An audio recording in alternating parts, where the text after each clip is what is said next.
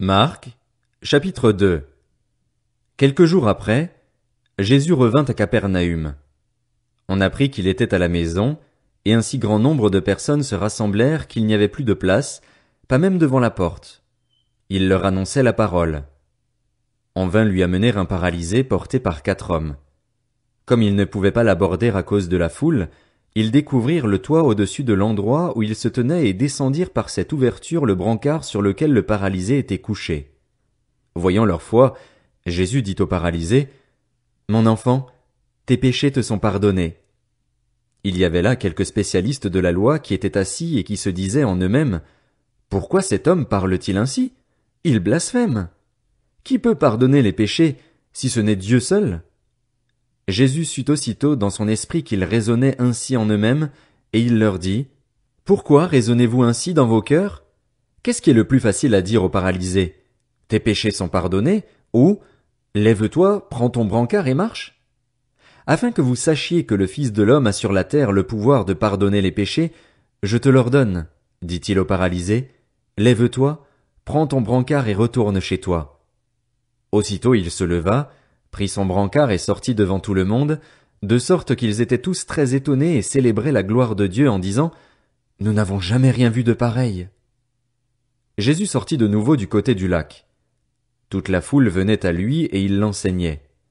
En passant, il vit Lévi, fils d'Alphée, assis au bureau des taxes. Il lui dit, Suis-moi. Lévi se leva et le suivit. Comme Jésus était à table dans la maison de Lévi, beaucoup de collecteurs d'impôts et de pêcheurs se mirent aussi à table avec lui et avec ses disciples, car ils étaient nombreux à le suivre. Le voyant manger avec les collecteurs d'impôts et les pêcheurs, les spécialistes de la loi et les pharisiens dirent à ses disciples, « Pourquoi mange-t-il avec les collecteurs d'impôts et les pêcheurs ?» Jésus, qui avait entendu, leur dit, « Ce ne sont pas les bien portants qui ont besoin de médecins, mais les malades. Je ne suis pas venu appeler des justes, mais des pécheurs, à changer d'attitude. » Les disciples de Jean et les pharisiens jeûnaient. Ils vinrent dire à Jésus, « Pourquoi les disciples de Jean et ceux des pharisiens jeûnent-ils, tandis que tes disciples ne jeûnent pas? » Jésus leur répondit, « Les invités à la noce peuvent-ils jeûner pendant que le marié est avec eux? Aussi longtemps que le marié est avec eux, ils ne peuvent pas jeûner. Les jours viendront où le marié leur sera enlevé, et alors ils jeûneront durant ces jours-là. Personne ne coud un morceau de tissu neuf sur un vieil habit, sinon la pièce neuve ajoutée arrache une partie du vieux, et la déchirure devient pire. Et personne ne met du vin nouveau dans de vieilles outres, sinon les outres éclatent, le vin coule et les outres sont perdues. Mais il faut mettre le vin nouveau dans des outres neuves. » Un jour de sabbat, Jésus traversait des champs de blé. Tout en marchant, ses disciples se mirent à arracher des épis.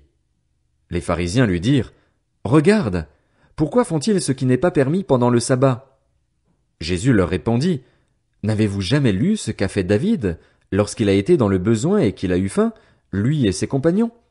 Il est entré dans la maison de Dieu, à l'époque du grand prêtre Abiatar, a mangé les pains consacrés qu'il n'est permis qu'aux prêtres de manger et en a même donné à ses compagnons.